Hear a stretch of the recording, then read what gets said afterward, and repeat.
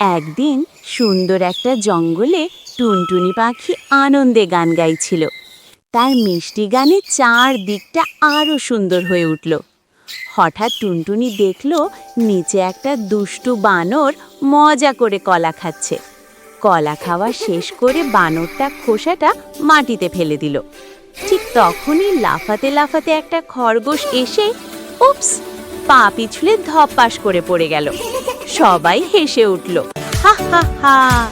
কিন্তু টুনটুনি উড়ে এসে নরম গলায় বলল, বন্ধুরা, এটা কিন্তু একদম ঠিক না। বানরটা লজ্জা পেয়ে বলল, সরি বন্ধু, আমার ভুল হয়ে গেছে। সে তাড়াতাড়ি কলার খোসা তুলে ডাস্টবিনে ফেলল। সবাই খুশি হয়ে হাততালি দিল। টুনটুনি হাসতে হাসতে বলল, বন্ধুরা, আমরা সবাই মিলে পরিষ্কার থাকবো।